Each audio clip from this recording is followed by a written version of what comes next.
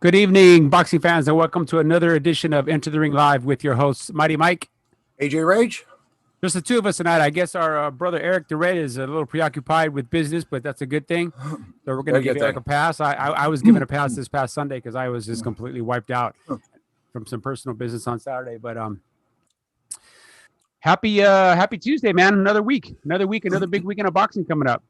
Another big week. Yeah, absolutely. Really excited. This is going to be a significant bout that we're going to be talking about here in the 154-pound division.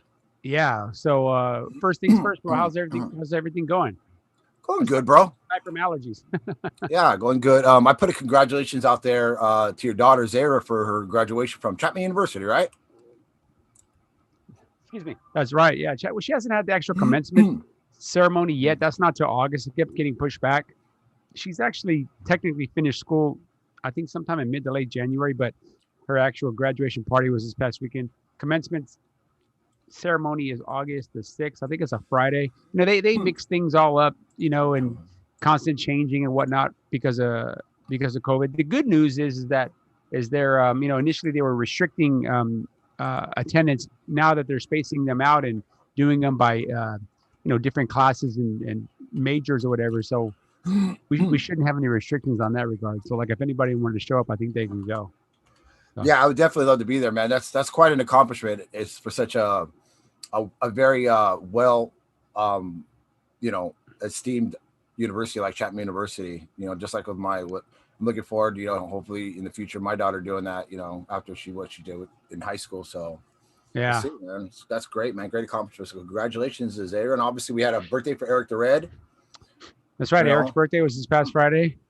Yeah, that was another exciting one. A lot going on. Yours is coming up in a couple weeks.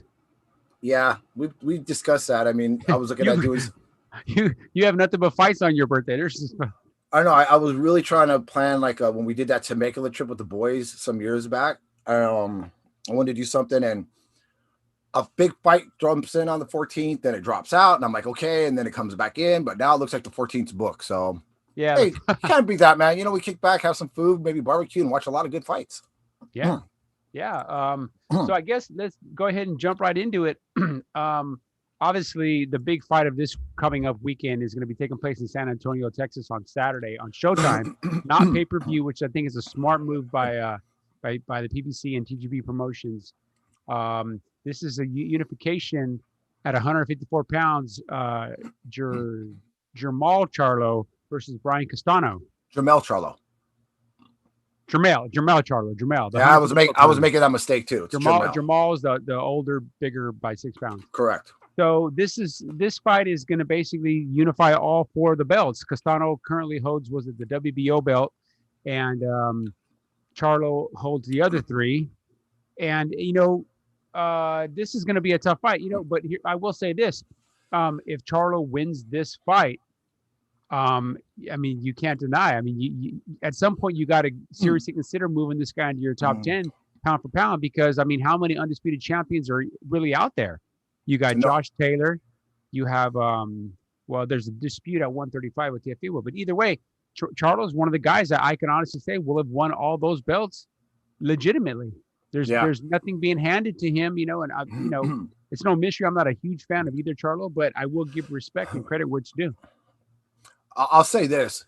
The thing about Jamel Charlo is you got to look at his ring resume is one of the better ones at 154. Obviously one of the highlights of his 154-pound division was his first round annihilation of undefeated Erickson Lubin. I know Lubin's biting at the bit to get a rematch, but this right now, I don't believe Charlo would be overlooking Castano, because I think Castano is a legitimate threat to Charlo for so many reasons. I've been really studying Castano for the last month.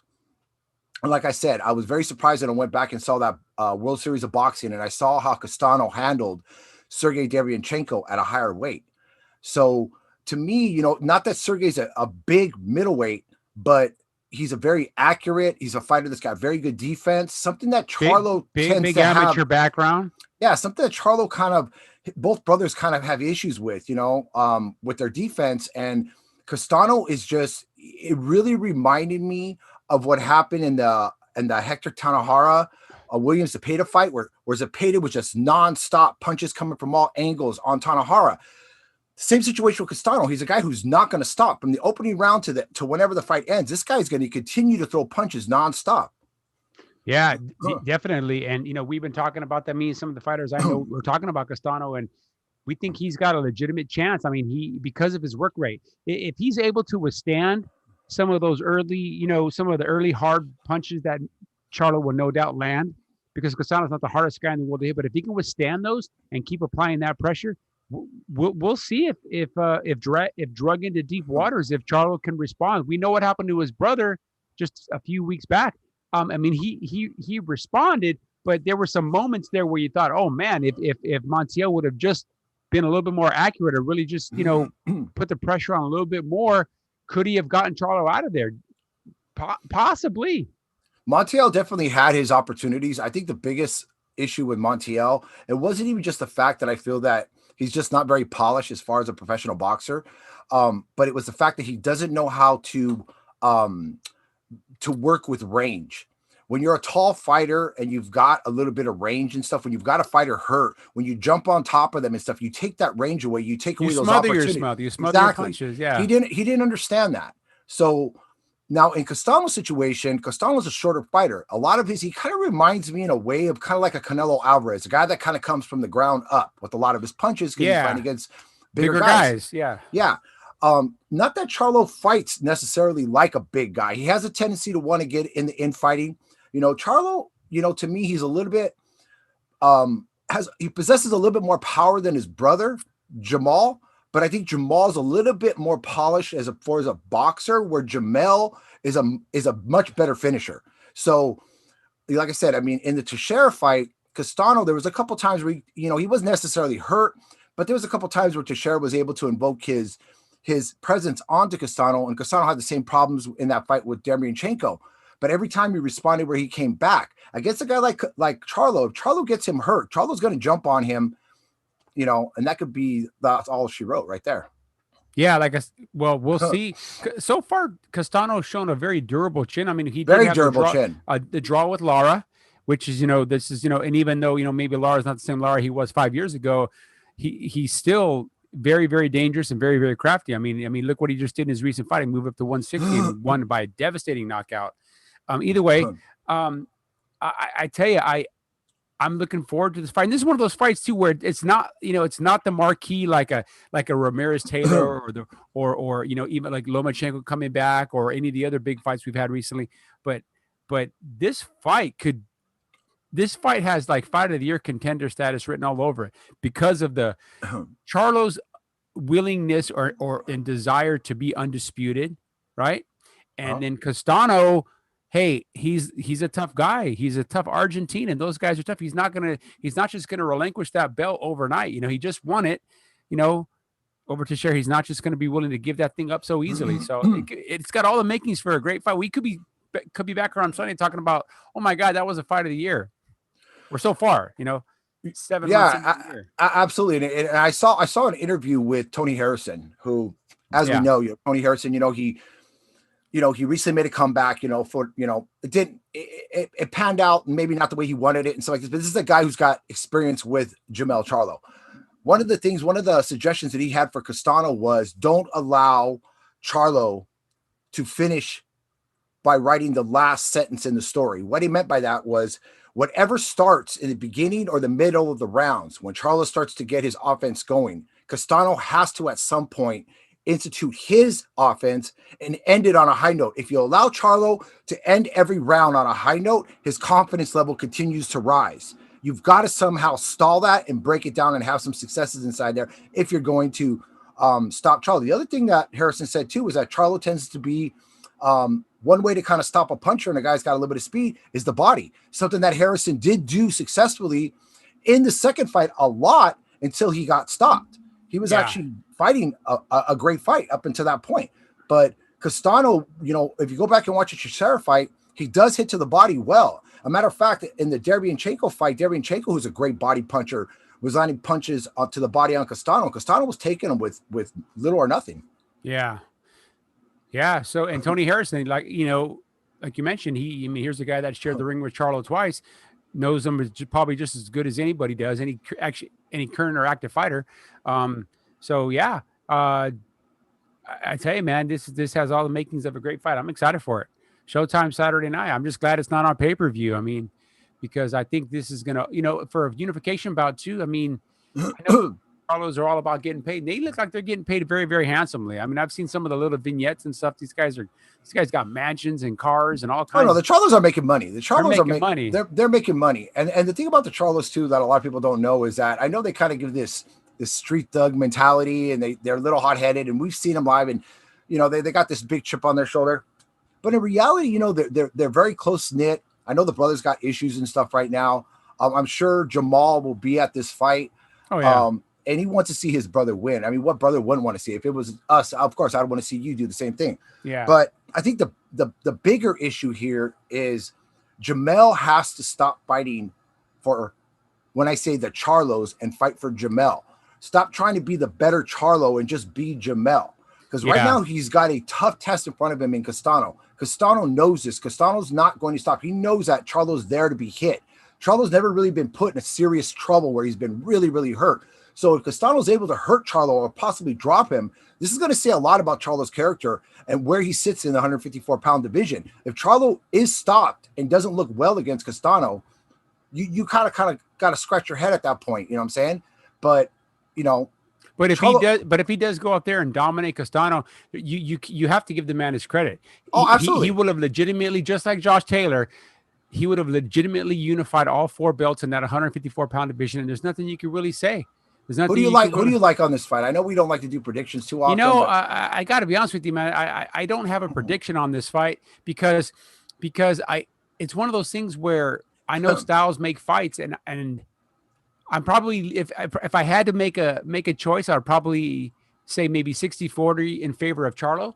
But I'll tell you what. How about this? Better tell me what Charlo has to do to win the fight. And what he doesn't have to do in order to lose the fight. What can Charlo do to win? I think Charlo to win this fight. I think Charlo's got to get him out of there in 6 rounds or less. If this fight goes into 7th, 8th, 9th, 10th round, it's going to be bad for Charlo because, like you said, and you noted very, very well, Castano is going to keep on coming, and those 7th, 8th, 9th, 10th rounds with that constant pressure, it could break you down. You could be the more skilled, have more belts, more fights, but man, all it takes is that one guy that can take you into deep waters and just drown you. And Castano's that guy. I think for Charlo, for Charlo, in order to pull this victory out, Charlo has to go in there and do what he's done so many times before, and that is be the aggressor. Be the stronger fighter in the ring. Prove that Castano's not physically stronger than him. Yeah. In those clinch situations, bully Castano. You got to make Castano. He's a smaller guy, and stature doesn't mean he's a smaller guy as far as physical strength. Charlo has to do that in order to gain that confidence to keep Castano out of thing. Now, in Castano's situation, he could be successful if he continues, like I said, with the pressure, punching from angles. To me, he's a very accurate puncher, and body and body shots. He's got to go to the body. But I think one of the big mistakes Castano can make is to think that Charlo, that because of his height, he's going to be able to do things at a lower angle that Charlo's not going to be able to reach. That's wrong. Charlo throws an uppercut from the ground, a la Erickson Lubin and several others. Charlo can throw from some really weird angles and stuff with a lot of power and leverage on the punch. So Castano has to be wary of Charlo's power because it only takes one. It seems like with Jamel Charlo. I know a lot of times we see some fighters, they have that one hitter quitter. Well, in a situation like Jamel Charlo, he's proven it. He can hit you with one shot and put you to sleep. Yeah. Very interesting. I think if and let me ask you a question. What happens to Charlo should Castano pull this off? Where does he go? Does he I'm sure there's a rematch clause, but does he say, you know what, I'll get this guy back in a rematch, or does he simply say, you know what, I've been draining myself to make. I don't know how these guys make 154 and 160. They are big guys. Well, yeah, we stood next to them. I mean, I've been, like I said, they're big guys, but I mean, with Jamel, I definitely see that excuse happening where if he isn't successful against, depending on how he loses to Castano, like you said, Charlo has to get him out early. He has to dominate this fight, or at least take a lot out of Castano so Castano doesn't have a lot for the second half of the fight. Yeah, exactly. But if Charlo's unable to do that, I could see him using that weight situation, maybe moving up to 160 and stuff, and basically venturing those waters at that point. But you got to look at it this way: if he's unable to solve the puzzle in Castano, and I'm not trying to belittle Castano, you're going into deep waters when you go up to 160, and then you start looking at some of the monsters, because they go from being big guys with good punching power to monstrous guys with tremendous punching power. And it just seems, I don't know what it is, man. From the 154 to 168, guys are just getting bigger. They're starting to look like light heavyweights. Yeah, you're right. Like I mean, like you mentioned, I don't know how his brother Jamal makes 160 still. I mean, he's got to enter the ring at about 175 pounds. He looks like a light heavyweight in there. Yeah, doesn't always translate to more power, but physically, that's a big man in front of you. Well, Jamal made a good comment on his fight when he was getting ready for his fight against Montiel, was the fact that they asked him how COVID had affected him. And he's actually got a gym at his mansion, that's where he's always trained. He's always had his team there. So he's a guy who there's no excuses for not being. It's like you're not getting a call from like Rob or something, calling one of his guys, be like, hey, you're supposed to be at the gym. Come on, I need you to get over to the gym. He's there already. Yeah, it's a matter of just waking up, maybe jumping on your legs. For guys that got money, that's one of the best investments. If you build your own facility with everything you need there in your home, it's like being a musician and having your own recording studio in your home, Yeah, and a lot of these guys, especially down there in Texas, I mean, these guys have big acreages for these properties, and they're building those barn dough sheds is what they are. They're an actual enclosed unit that can withstand, rain and sun and hurricane type things, but they're not actual brick and mortar type structures. They're steel structures, which is great because they do resonate heat. And these guys obviously need to lose weight every time. I'm not saying they balloon up to 190 pounds, but yeah, you always want to be training in a gym where there's got a little bit of heat because it warms up your muscles. Then also, you're making weight at the same time. So either way, man, that's the ultimate to have The fight's in Texas, correct? It's in San Antonio, yeah, at the AT&T arena. That's going to be another thing that we need to really kind of look at too. The elements. I'm not saying, I know a lot of times people say, well, I've had my fighter down there for a couple of weeks. He's become, acclimated to the climate. I'm gonna tell you something right now. Unless you've been to Houston, San Antonio, one of those spots out there in Texas where I'm getting ready to go, it's a different type of heat. It's a lot of humidity. It's very draining. It's one of those situations where everybody runs their air conditioner 24 hours a day.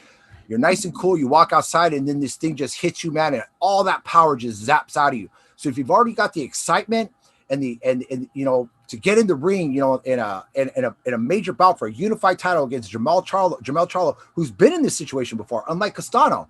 So there's a lot of factors Castano's got to deal with before he even gets into the ring. And I'm telling you now, that heat aptitude, don't get me wrong, it'll be, is it an indoor outdoor event? It's indoor facility, indoor. It'll be, air conditioned, but even that air conditioned, that humidity, you still feel it. I mean, it's a weird factor out there. Cause I remember when I was in the Astrodome, the air is very thick, Yeah.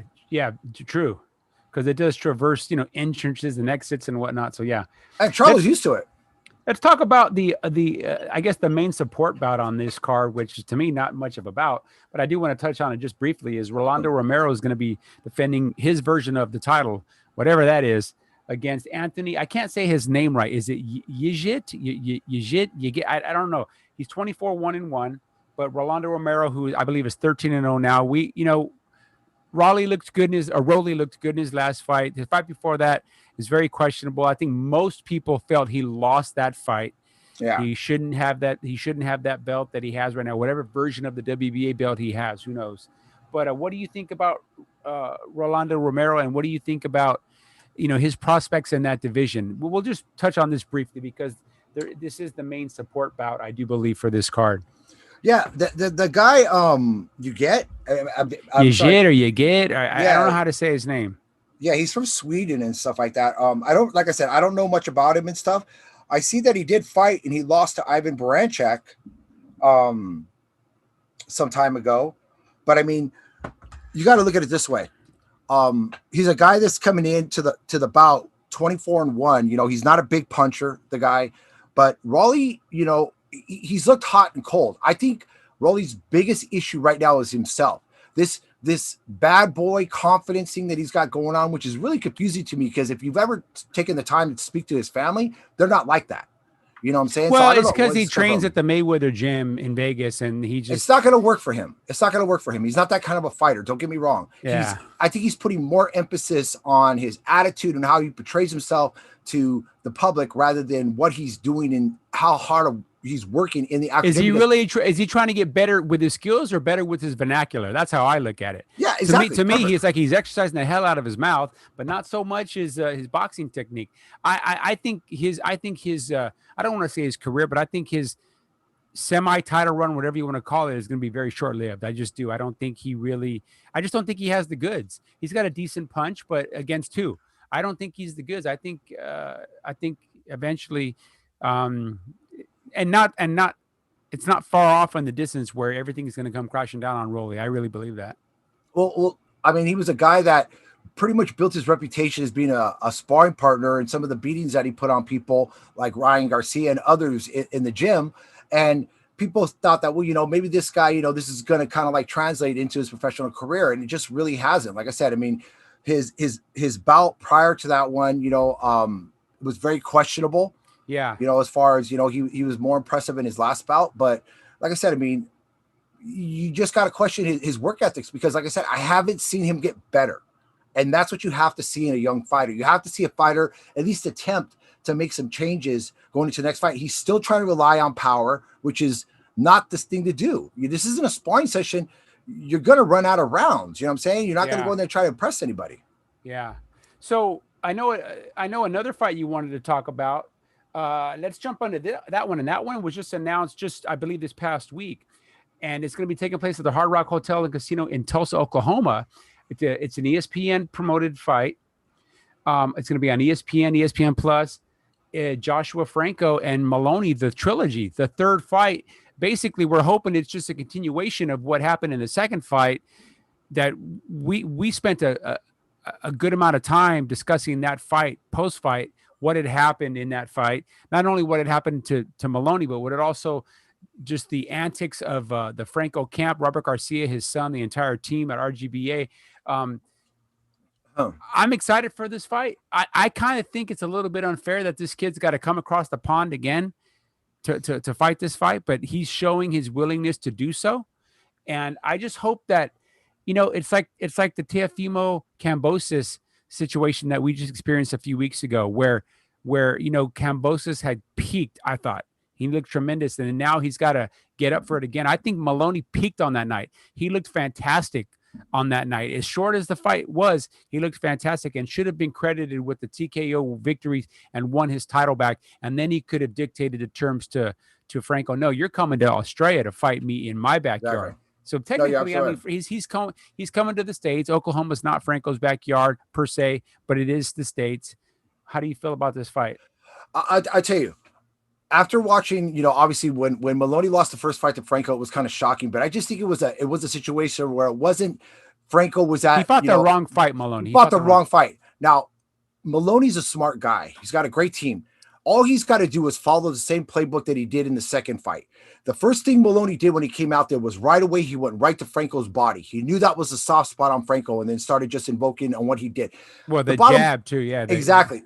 He's a better technical fighter than Franco in all rounded situations. So Robert Garcia, I know I was watching this one thing when you were talking about a possible third fight with him, he didn't think it was going to happen because, we're not going there.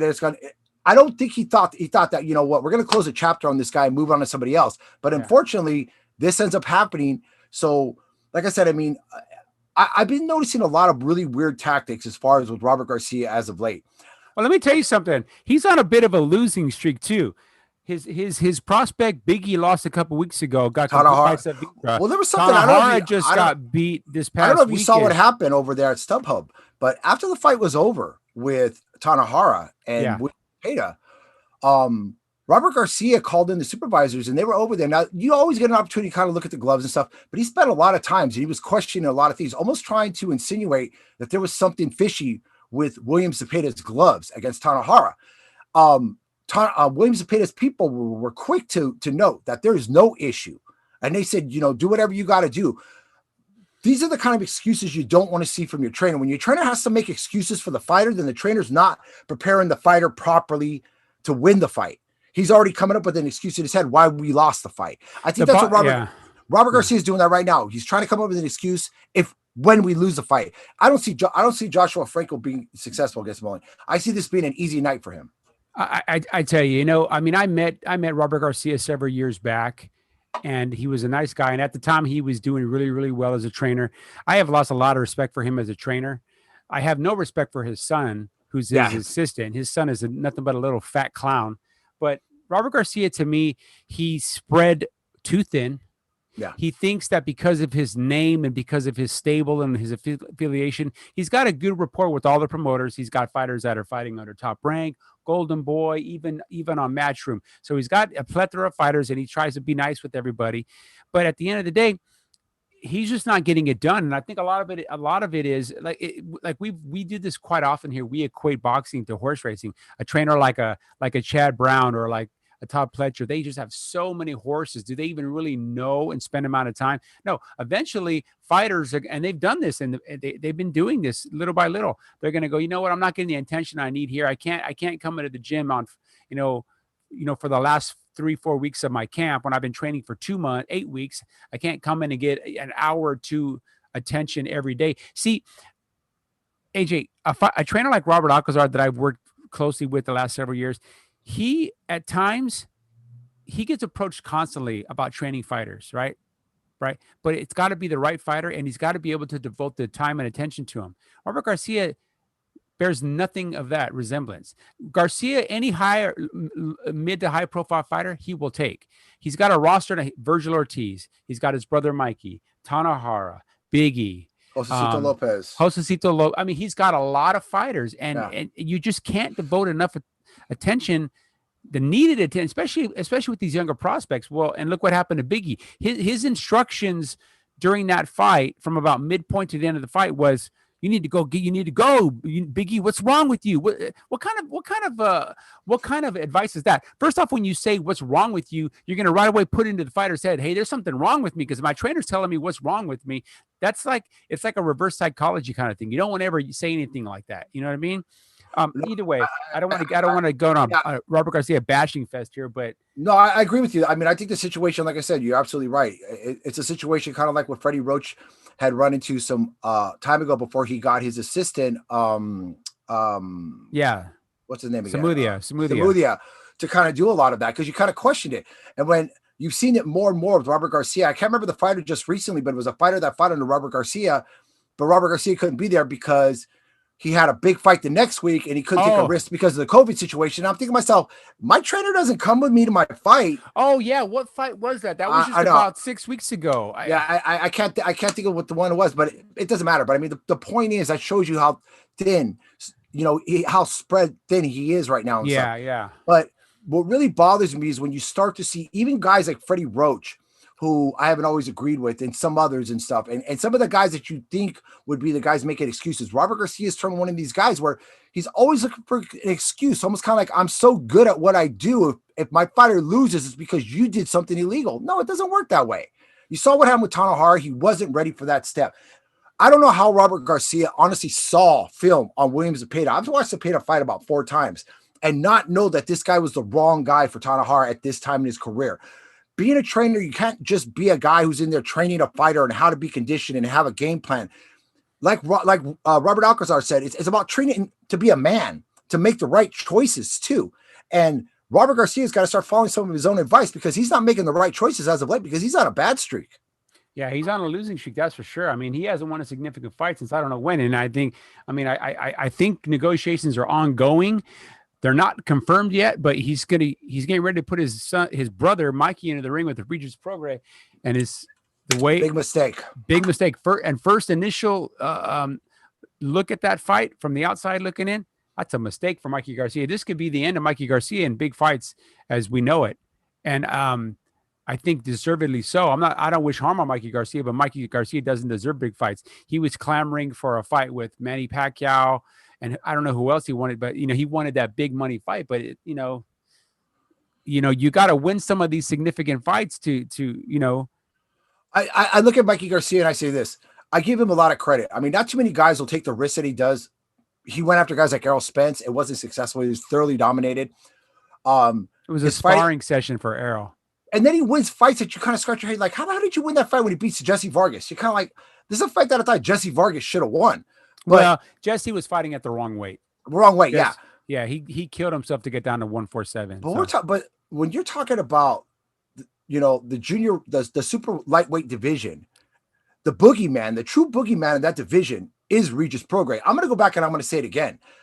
I don't think it was so much that Josh Taylor had such a stellar outing against Regis Prograis. I just don't think Regis Prograis fought the right fight. In a rematch, I would favor Regis Prograis against Josh Taylor. That's just me personally. I think Regis Prograis is that talented. You know what I'm saying? He possesses that kind of power. He's a guy that you see going there against guys like, I don't know if you saw when he fought against on that Trilla or whatever it is. He was fighting against Ivan Recek. And yeah.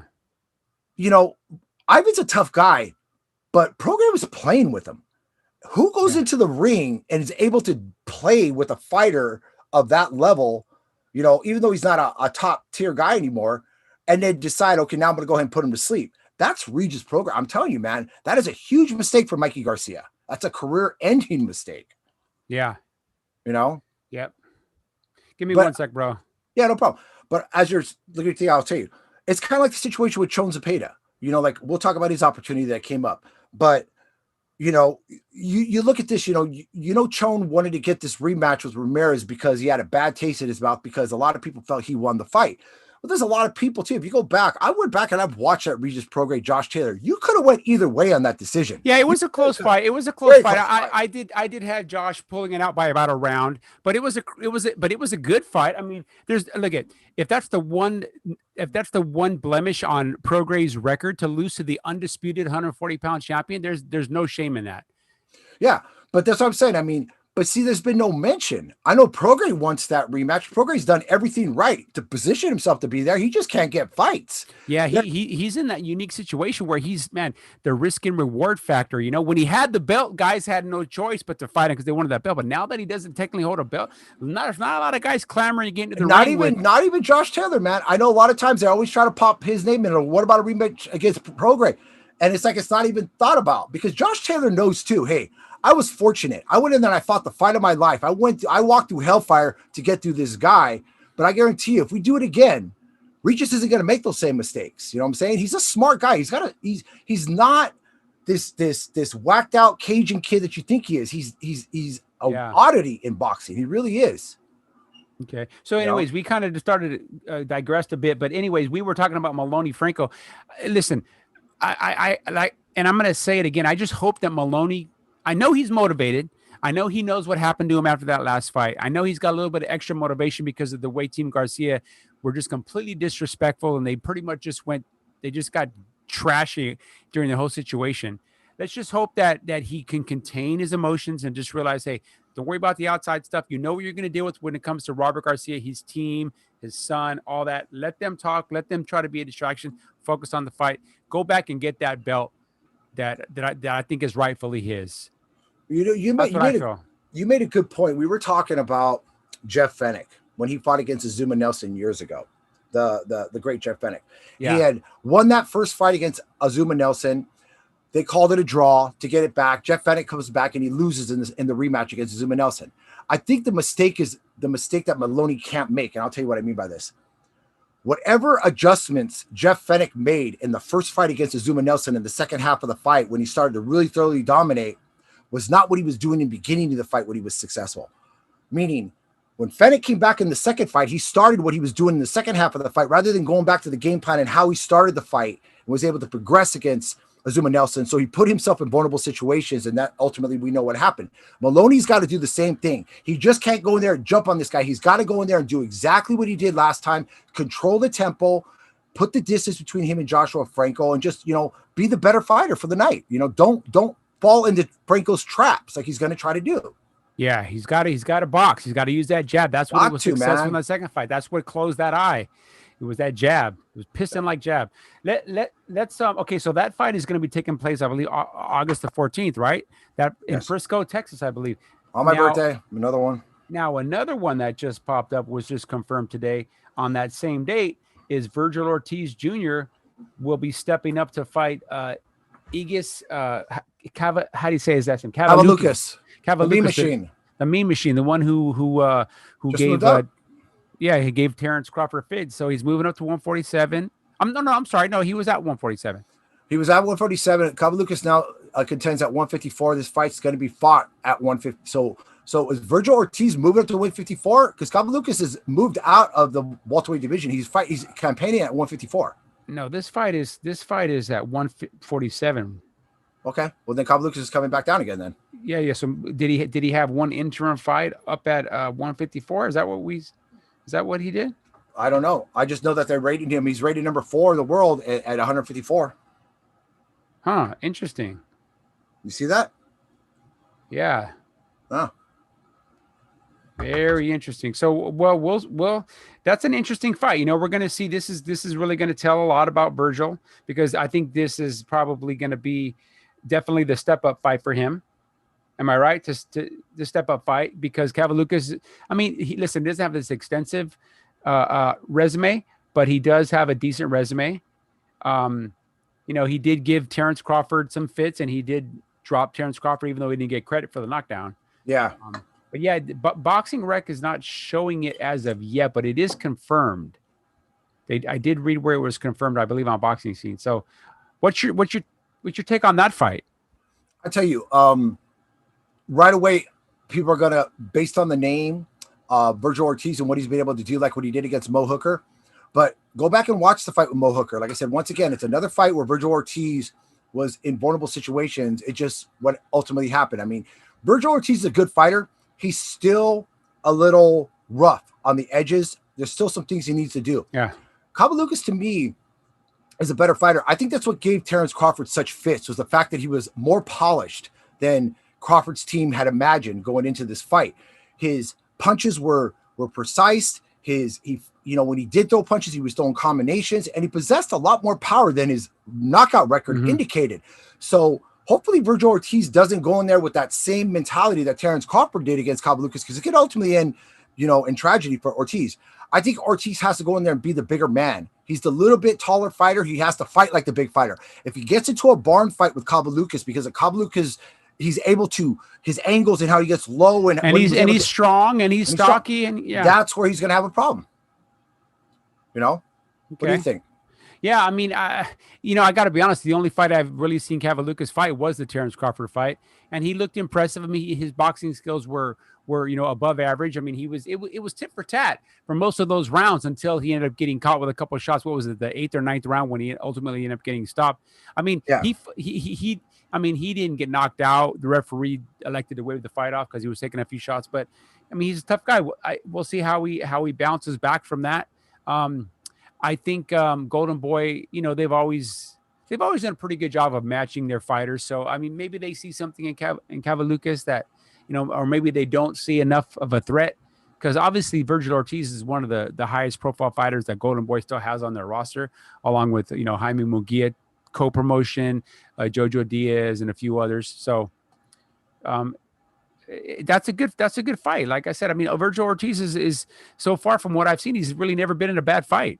He comes to fight. I mean, he's a good kid. He comes to fight. I mean, I think he's got a great story. He's, I just hope that he can get the fights that are really going to help propel his career, because a lot of the 147-pound division, a lot of the top fighters, not even a lot, but most, a plethora of them are on another network. They're on Fox. They're with PBC, Showtime. So I think one of the things too about Cavalucas that maybe that Golden Boy's looking at is the same situation that Terence Crawford did. Terence Crawford, people use it, well, he was our mandatory, but we kind of scratch our head and go like, how can he be a mandatory? And it's like, who's this guy fought? He's fought some decent fighters. I always go back to the fight when he fought against Ray Robinson. Everybody saw that fight. But in Virgil Ortiz, like I said, I mean, he's a guy who's, who's streaking with a lot of confidence. But you got to kind of ask yourself, where's all this confidence coming from? Because he's not walking through the fighters like he was at the lower weight division when he was walking through guys like, Miguel Herrera and others like this. He doesn't have Mauricio Herrera. I'm sorry, Mauricio Herrera. He doesn't have that kind of power. He hasn't Sammy shown Fuentes, who was shot, completely shot. Completely shot. Josecito, whose best days were, 5 years ago, who never was a 147 pounder. He was started his career, I think, at lightweight, maybe even lower than that, junior lightweight. So, yeah. But I mean, yeah, you're absolutely right. But it's an interesting bout. It's a kind of fight you want to see. And now, because I'm wondering if they're gauging this, because there's a lot of rumors out there right now that Virgil Ortiz is a possible pick as an opponent for Terence Bud Crawford. Do you think that this is a way to kind of gauge where Virgil Ortiz, if he struggles with Cabo Lucas, it's going to give Terence Crawford that enough confidence where he'll take this fight?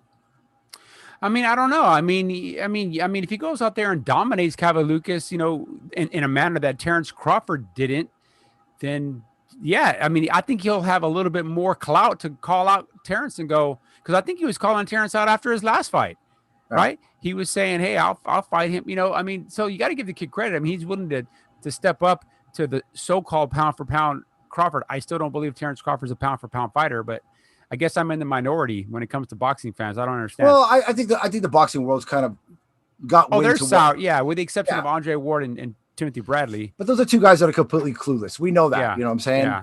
I mean, I have people that I know and respect that still rate Terence Crawford high, and I just don't understand how they do it. They just, but people are easily influenced. If you spend any amount of time, significant amount of time, talking to real boxing people. I'm not talking guys on the internet. I'm talking to real boxing people like you do and like I do. We've talked to people, other fighters, trainers, managers. You understand. You're like, there's nobody rating Terence Crawford anywhere near the top 3, top 5 pound for pound. They're just not. So either way, no, they're not. And I mean, like I said, I mean, at 34 years old, you got to ask yourself, that's the one thing that Ortiz is going to have in his side is that youth. And I know a lot of times people say youth, yeah, you can take the youth, but then you're going to sacrifice experience. Well, in this situation, when you're not really fighting, you're not out there really doing what you're supposed to be doing, you kind of gave that experience away. And that's what Crawford's done over the last several years. Yeah. So you got to see where it goes from there. Yeah. Very true.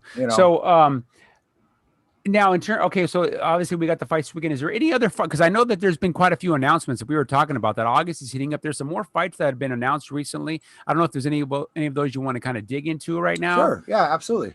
I mean, I know the one that popped out to me was I guess it's kind of like it reminds me, it's reminiscent of the fight we just recently saw with Joe Joyce and Daniel Dubois, 2 undefeated guys, 2 up and coming prospects, laying it all on the line. And somebody's must go, as they say. But we're talking about F.A. Jogba and Frank. I know what I wanted to talk about really quick. I'm sorry. On that same card, Maloney and Franco, that ESPN card, Carlos Balderas is making his top-ranked debut. As you know, he's no longer with PBC. He was with Ringstar Promotions. I actually... multiple times I had found multiple properties for him and his brother. They were supposed to relocate from Santa Maria down here to start training with Robert Alcazar. It never ended up materializing. They were kind of, I think, to be honest with you, they weren't quite ready to leave the nest. But either way, what are your thoughts on Balderas? It's been a minute. He's been out of the ring for almost 2 years. What is he on what card is he fighting on? He's fighting on the Maloney Franco card. He's making his debut with Top Rank. He's still 9-1. He had that loss about almost 2 years ago. He hasn't fought since. Yeah. He hasn't fought. He's just been training. I mean, I don't know what he's doing in terms of, he's training now with Buddy McGirt. Buddy McGirt is now training him. So I'm guessing I don't know if he's staying somewhere out closer towards the valley where Buddy McGirt has his gym and trains. But we'll just be brief on this one. I mean, I like the kid. I met him a couple of times. I wish him well, but I don't know if Buddy McGirt was the best option for him.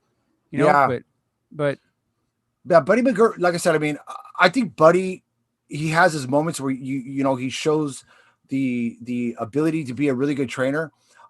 Because he's a former world champion and like Robert Garcia, but Buddy McGirt was a much more higher profile champion than Robert Garcia was when he was in boxing and stuff.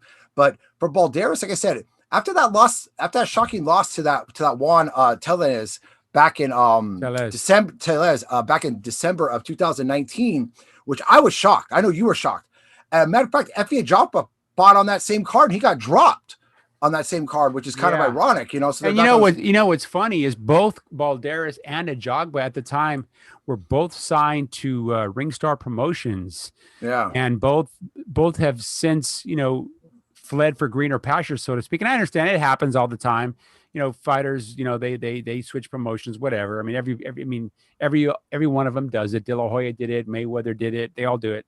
But F.A. Jogba, Frank Ortiz, I gotta say, when I saw this, I had to do a double take. I'm like, whoa, whoa, whoa. These two guys, I mean, these guys are really going to put that undefeated record on the line. I guess it's now or never, right? I mean, they're heavyweights. It's now or Yeah. never, you know? Yeah. Like Okay, I said, like with the froze, Jogba. you froze up a little bit. Oh, there you go. Wait. Okay. Am I okay? Yeah. You just froze up Am for I a okay? second. That's all. Yeah, I think so. Oh, really? That's weird. For a Jogba, coming in 15-0, but 12 knockouts. He's a guy that's 27 years old. He's not what I would consider, he's not old for boxing, but the clock is ticking. And then you got Frank Sanchez, a guy who's 28, who has a pretty stellar amateur background himself. Yeah. But another big puncher and stuff. Both of them have shown vulnerability. I think a Jogba's shown more vulnerability rather than Sanchez, but I think a Jogba's also tested the waters against some tougher guys than Sanchez. Definitely. This is going to be an interesting bout because, to me, it's who hits who first, and I'll tell you what I mean by that. Because Sanchez is so wild sometimes, yeah, and not really, but a Jogba is so reckless at times. So whoever doesn't come in and make that really bad mistake in the beginning has a chance. I'm just questioning both of their chins. I haven't seen Sanchez severely hurt. I've seen a Jogba dropped now twice in professional bouts. Yeah. It's stunned pretty, seriously and stuff. And his last bout, he scored that devastating knockout, and that was everybody was talking about. But he was hurt in that fight against Brian Howard. I saw Sanchez, and Sanchez's last fight against Nagny, Aguilera, who's a tough guy, I'm saying, a guy who comes in, but once again, there was moments where Sanchez looked like you couldn't tell if he was hurt or tired. So there's obviously, they both have had stamina issues. I don't know, man. It's like one of those things, like, I'm just gonna say, it's whoever hits who first is probably gonna go home the winner. That's the way I look at it. Yeah, that's a good point. Yeah, but once again, I mean, kudos to both guys for taking that step up, because they're both fringe guys. I want to say fringe. These guys are both, creeping up at the top 10. One good significant win will propel them into the top 10. So you got to say, and the thing with heavyweight, so a heavyweight can have a loss and still, make noise. You know what I mean? There's been a lot of, there's always going to be money and interest in the heavyweight division because they're the big boys and they can end it all with one punch, So I guess, taking that risk as a heavyweight, your undefeated record is not quite as, Well, we're starting to see that a lot more, bro. Like I said, with the Zepeda Tanahara fight this past weekend and stuff, you're starting to see fighters take these risks more. But I think it's these banners. I think these promotions are saying, hey, we got to put on these kind of fights where people know that if you're going to fight under us, you're not just going to be able to sit there and cherry pick until you get a title shot, and whether it works out for you or it doesn't work out for you. Mm-hmm. But that's one of two bouts that's on that same card. Obviously, we got the rematch between, Adam Kanowski and Robert Helenius. Yeah, that's going to be a good rematch. I tell you, I was never a fan of Kovnatski. I know he was getting a lot of push from the PBC because he was this, kind of like a fat, kind of just a tough guy, takes a lot of punches, almost like a modern day Randall Tex Cobb, maybe with a little bit more skill, but I never saw that as a recipe for success. I saw that as a recipe for disaster, and Helenius was the one to expose him. And Helenius is a good puncher. Earlier in his career, he was a more devastating puncher, and then he sustained some injuries. He had some shoulder injuries, I think some elbow injuries, where it just didn't seem like he was really punching with the same authority that he had. Like, for example, when he fought Gerald Washington, he had hit Gerald Washington multiple clean shots and never really, and couldn't get him out of there. And then it ultimately ended up losing to Gerald Washington, getting stopped, I believe, right?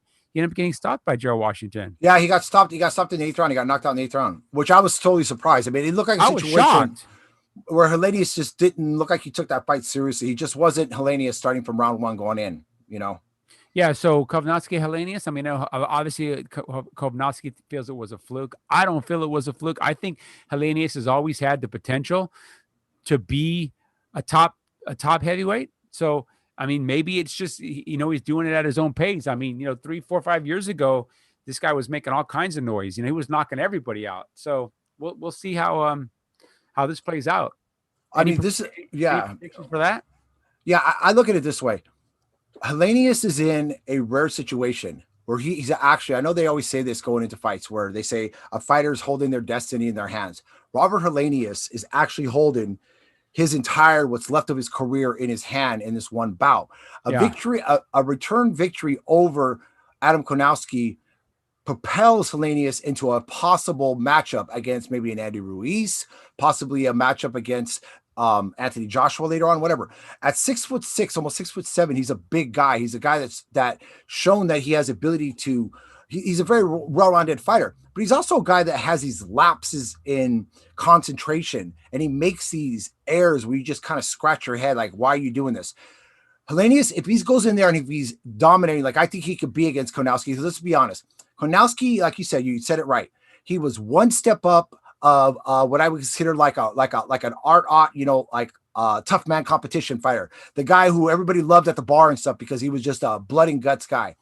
Konowski, to me, his claim to fame was his victory over Chris Arreola, who was just starting to get himself back into where he was. Yeah. The version of Chris Arreola now is much better than the Chris Arreola that fought against Konowski back then. Yeah. I'm going to go with Hellenius. I think Hellenius goes in there and does what he does. I think he sees that Konowski portrays a tough guy, but he's got a little bit of porcelain in the chin. So well, he's easily hittable. So if Hellenius just fights a smart fight, uses the range like he did in the first fight, use the jab, set him up for the 1-2, he's going to be there to hit. There's no world in which Konowski learns how to move his head and side to side and get off the line. That's just not going to happen. He's not built for that. So I think Hellenius needs to go out and prove that, hey, no, that was no fluke, that first fight. Because a lot of people, he's basically going into this fight as the underdog, I believe. He'll be the underdog in a fight where he stopped the other guy. So he's got to fight smart. Like you said, he's got to fight smart. He can't go in there and not use that size and reach advantage that he has. Fight the smart fight. He's got to fight like a fighter that won the first fight.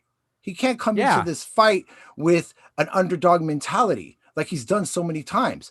He needs to come here understanding that he beat this guy last time. He didn't just beat him. He knocked him out. He stopped him. And he dropped him multiple times. Yeah. So, I mean, I know there's talk out there right now about the winner of this. Don't get me wrong. They want Konowski to win this fight because he's a better matchup with Andy Ruiz than Robert Hellenius is. But Hellenius is going to flip that script. I think Hellenius goes in there and does what he has to do. At 37 years old, he knows the clock's ticking. He's not going to get another opportunity. It's either this or he goes back to Norway and probably builds Viking boats. Who knows? It starts. This is his one shot. And there's no love loss between Hellenius and Konowski. I'm not trying to be racist here, but the Polish community that follows Konowski, very outspoken community and stuff, but so is the Norwegian. This is going to be a battle of not just the guys in the ring, but the fights are going to be happening outside. If you've ever seen an Adam Konowski fight, there's 8 to 9, 10 fights at every single bout, dude. It's crazy. Yeah, you can't put alcohol on those people, man. They love to drink, man. They love to fight and support their fighters. I mean, God bless. You know what they're like? They have like a hooligan mentality from the soccer. They bring that from the pitch to the boxing ring. You know. But you know what, though, bro? What's great about it? I'm gonna show you why boxing's doing it right. 5 years ago, if we would have said that these two heavyweight bouts between Ajagba and Sanchez, 2 undefeated guys, and then a rematch with Konowski and Hellenius were on the same card, we would say, man, what if we can get something like that? Well, you know what? Boxing's doing it. And with what's going on and I'm not trying to shit on anybody like the MMA shits on everybody, but the MMA is kind of licking their wounds right now with what happened with Conor McGregor. You know, they don't have those stars and the bad reaction that's going on right now. So I'm gonna put a little bit of love on boxing side and say, you know what? You kind of reap what you sow. You go out there and you spew lies and twists on boxing, and now boxing's just proving it by putting on the best dream matches you wouldn't think you would see for free.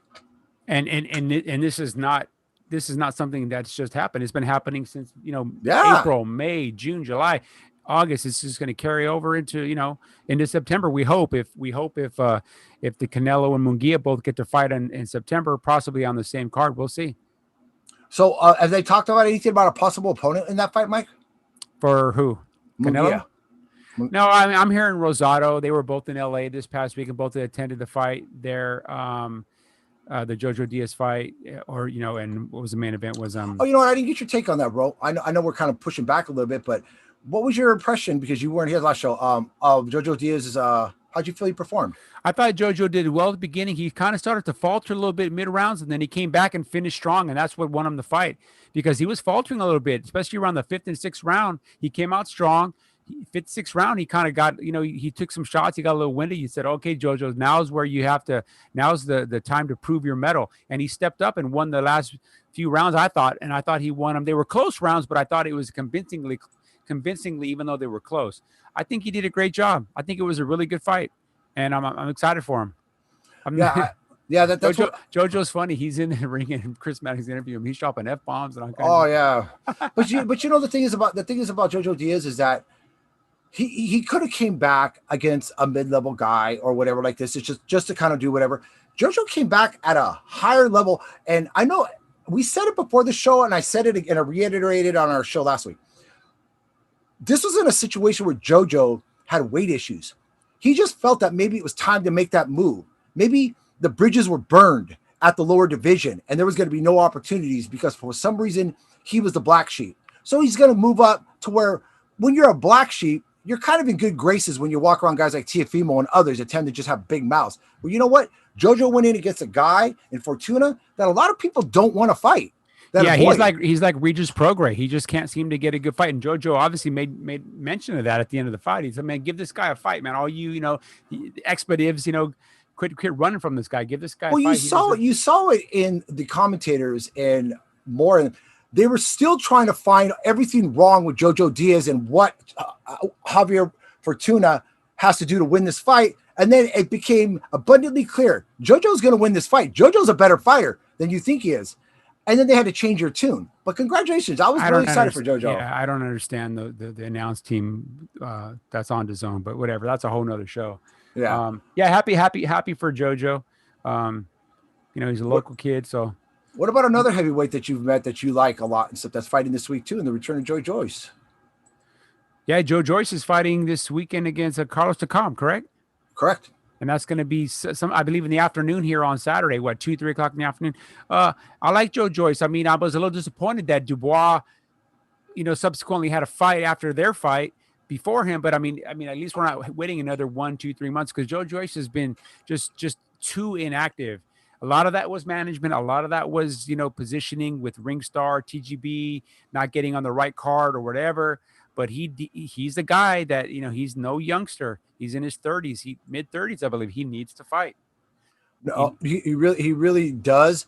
But this is a situation where Joe Joyce is going into a fight against a guy who's very experienced guy in the sense, not just because of his age, whether it be a win or a loss. This is a guy who's fought pretty much the best and the cream of the crop of the heavyweight division.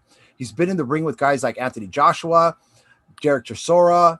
I mean, you name it. I mean, he's pretty much been there. Alexander Povetkin. I mean, everybody. Yeah. But I mean, the thing is, he's on a win streak right now. He's won his last 4 bouts, and he's actually looked impressive in his fight against Jerry Forrest, a guy that a lot of people thought was going to make a move into the heavyweight division. He pretty much thoroughly dominated. So this is a not going to be a walk in the park for Joe Joyce, because Carlos Takam, even though he's had those condition issues in the past, you still got to get through. And Joe Joyce has a tendency to be a little bit slow in the beginning, and Carlos Takam is the exact opposite. He's fire coming out of the hole. Yeah, Joe Joyce is going to have to withstand those because, Takam's just like Dubois did, was just going to come out just swinging for the fences. So we'll see if I'm confident Joe Joyce pulls this out. If he could just utilize that piston jab that he did against Dubois, against Takam, I think he wins this fight comfortably, possibly even a mid to late round stoppage, but we'll see. Absolutely. And it'd be a good victory for him because, like you said, the clock is ticking. Yep.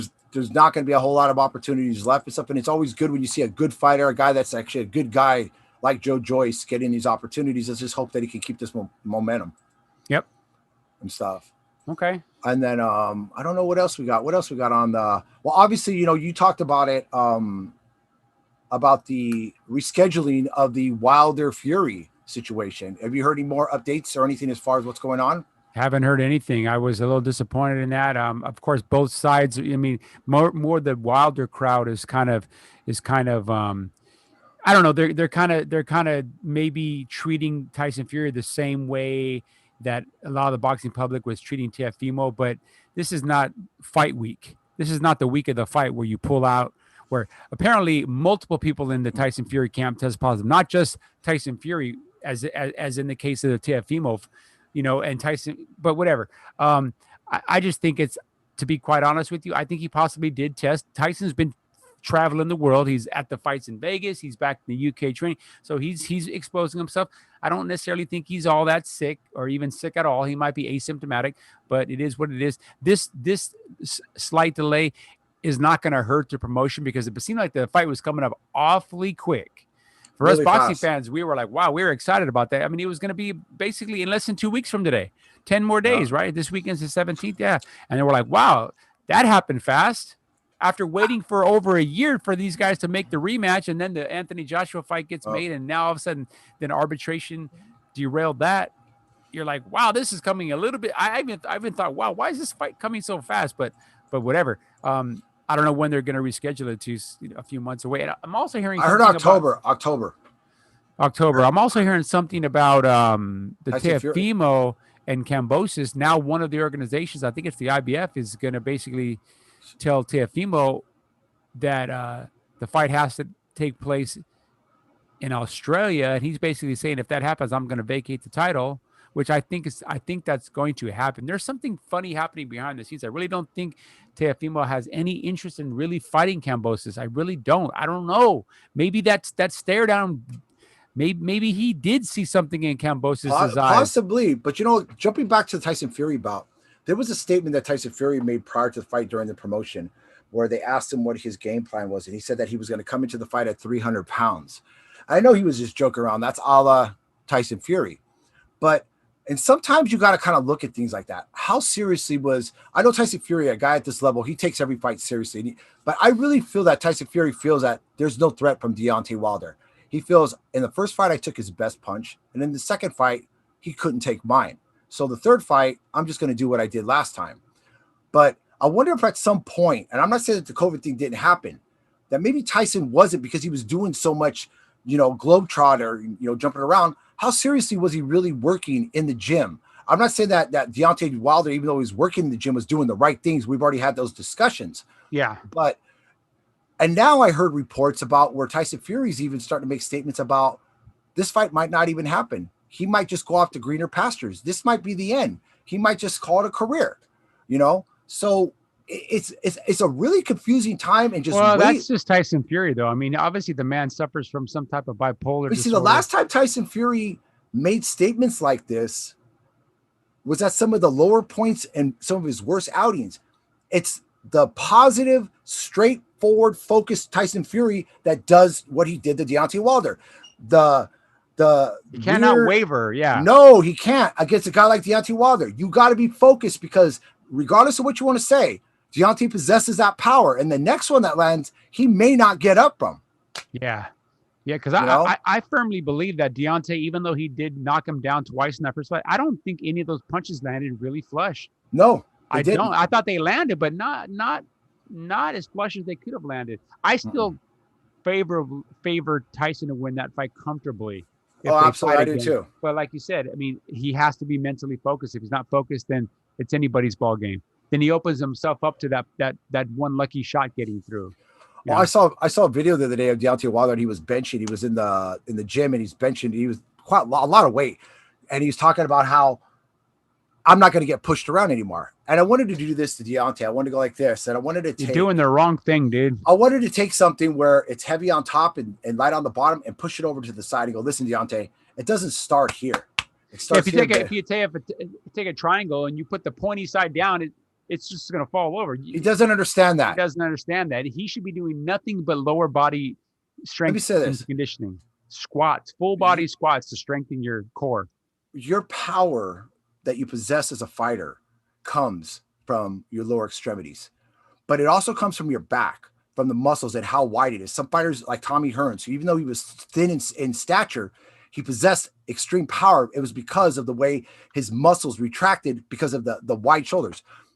If Deontay possesses this kind of power and he's got those wide Tommy Hearns shoulders, what would happen if Deontay actually focused on his lower half? What kind of power would this man generate at that point? But we're never going to know because Deontay doesn't take his career, I feel, that seriously. If you can't see what's wrong with you, then how can you say you're the best?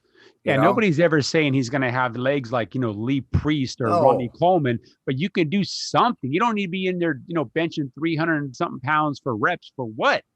The upper body strength has never been an issue. It's always been the lower body strength, the uncoordinated, the lack of balance, Well, yeah. Well, that's it. The more that you train your lower body, the more control you have of it, a la Lomachenko. Like for me, like with when I played drums and stuff, I understood that in order for me to have the type of techniques that I want to do on my pedal, I had to have more control of my lower body. So my squats and my leg, my lower extremity, every other day. I mean, extreme workouts. I mean, look at Manny Pacquiao. You got to do that. He's got that explosive power, and he's got his legs. I mean, there's a guy he was blessed with just strong lower body. But if you're not blessed with that type of physique, you can do things to alter your physique. Yeah, absolutely. But so talk about Manny Pacquiao real quick. What's your impression of that fight real quick, since we got a little bit of time left? I'm gonna stay with what I said several weeks back. I think Manny's gonna be dangerous early, but I think as the fight progresses, Errol Spencer's just gonna be too big, too strong, too young. Like I said, Manny's gonna be dangerous early. If Manny clips Errol in the first half of the fight, it won't surprise me. It will not surprise me at all. But I think if it goes into the middle to late rounds or to a decision, I think Errol Spence will win. Not in the manner in which he beat Mikey Garcia, more in the manner where he beat someone like a Danny Garcia, where Danny had possessed the power to really, Danny possessed the power, but what Danny didn't have that Manny has is the speed. Danny Garcia is not a fast fighter. Manny Pacquiao is fast. Yeah. What's up, Eric? Eric DeRay just joined us. Hey, Eric. Hey, guys. How you doing? How's it work, good, brother, man? How's the work going, brother? It's going okay, but I just wanted to, I've got my employees. Oh, okay. I just got them out to dinner, so I'm sorry, guys. I'm not going to be able to be. No, it's all right. Hey. We're about done anyways.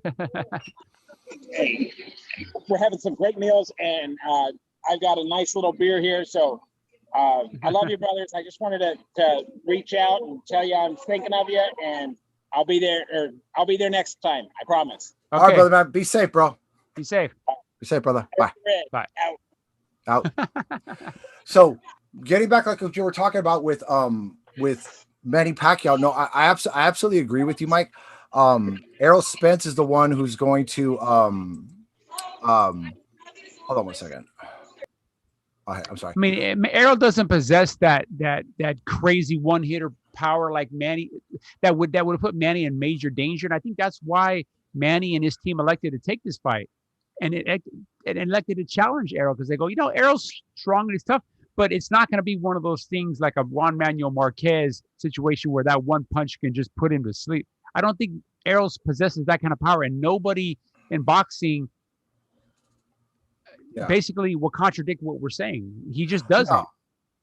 It was funny because they actually had a conversation, an interview with Chris Algieri, who actually fought against both fighters. Yeah. Asked Chris Algieri some of these questions, as far as how would you rate, who do you favor towards? And of course he said, Errol, based on like what you said, he said the same topics. Younger, bigger, stronger type of guy. But they asked who was the harder hitter. And he said, well, by far, Manny Pacquiao. He said, because the thing where he thinks Errol might run into problems, or any fighter, not just Errol Spence, any fighter, is the unpredictable power that happens from Manny, and it comes from weird angles, and it just happens. It's like the Keith Thurman fight, that right, and it wasn't a left hand, it was a right hand that got through. Something Manny's been working on a lot in the gym, because he knows that's the thing that's going to be successful against a southpaw if he has to, because they're already talking about Manny losing a lot of the advantage he has being a southpaw against a southpaw. Well, the problem that people aren't looking at is so is Errol.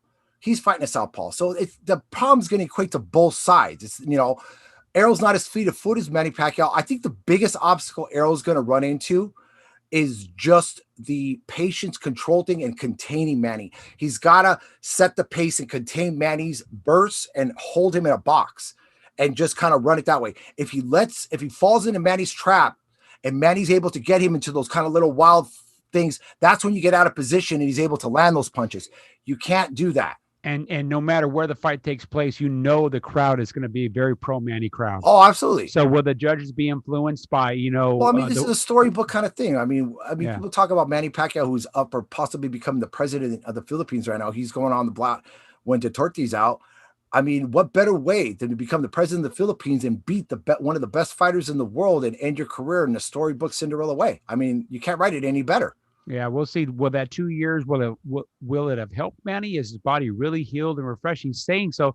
Or will the ring rush show? Because, Errol's been fighting regularly. He fought Danny Garcia, he fought Sean Porter, he fought Mike Garcia. So we'll see. But I guess when you're older, you want that time off. But, near 2 years, I don't know. That might be a little bit too much time off. Well, Manny, like I said, Manny's a rarity, but he's a guy also that one of the biggest questions I have is I know they've been showing videos of him in training camp, but he can't devote the kind of training camp that he's done in the past because of his responsibilities to the Philippines and the government. He has to do certain things. So he can't just focus 100%, say, hey, I'm taking 2 months off, I'm going into training camp. It doesn't work that way. So, he's here now. He's in the States now. So he still has to keep doing stuff back and forth with the Philippines and stuff. So he probably via telecommunications, but I did see something where he says he doesn't train 100% every day. He says he'll train hard one day, the next day more of a light training because his body just needs more time to recuperate. As we get older, our body doesn't recuperate as fast as it used to. Well, there was something I was thinking about and how we can basically balance out this fight. And I'm not saying that these fighters are the same fighter, but if you were to go back and take that fight when Manny beat Keith Thurman, okay, what he was able to do to Keith Thurman early in the fight, and if you put Errol Spence in that situation and stuff, you have to ask yourself, would Errol have been as successful against Keith Thurman and able to do the things that Manny was able to do to Keith early in the fight like Manny did? I understand they're different fighters, but that's one of the things I think a lot of people are missing. They're looking at all the things that Errol possesses and forgetting that Manny had a lot of time off and went in against a guy who was considered next to Errol the best welterweight in the world, who was also a champion and undefeated and considered a much harder puncher than Errol Spence, probably the hardest puncher in the welterweight division. So yeah, in fact, I think Danny Garcia did say that. Danny Garcia was asked, and he felt that Thurman has the harder thudding power than Errol Spence. So that's what I'm saying. I mean, for people to say he's not going to be able to take Errol's power, well, yes, he is. He took Keith Thurman's power. It's just about positioning. I think he could take it, but the accumulation over multiple rounds is where we get him. He's not going to get money out of there with one shot or two shots. We know why Keith let the rounds go by after, because he was so shocked that he picked himself up off the ground. Same situation. I thoroughly feel this is Errol's night. Errol's going to go in and do what Errol does. He's only going to get better. But if for some reason Errol has to pick himself off the ground, how's his confidence level going to? Yeah, he's never been in that situation before. So we'll see. Yeah, we'll see what happens. All right, bro. We're about 15 minutes over. So I guess we're just going to go ahead and cut it. We'll circle back up. Well, I don't want to keep saying that. We'll be back on Sunday after the fights. After the fights. Anything to close out? Anything else? No, man. It's like I said, man, I'm excited to watch the boxing. Everybody continue to support boxing, and take us out, brother. Yeah, especially after that UFC debacle that happened this past weekend. So and I hate to see things like that happen, but I feel bad for Conor, but I don't feel bad for the UFC. You reap what you sow. So, yeah, very true. So for all of us, End of the Ring Live, Mighty Mike, AJ Rage, and Eric the Red, who called in, who's having dinner right now in Portland, Oregon. Thanks for tuning in, guys. We'll be back on Sunday at 5 o'clock on the West Coast, 8 o'clock Eastern. Don't forget to like, subscribe, share, send to your friends, hit the bell icon. Help us out. Do something for us. Free tacos. Free tacos. All right, brother.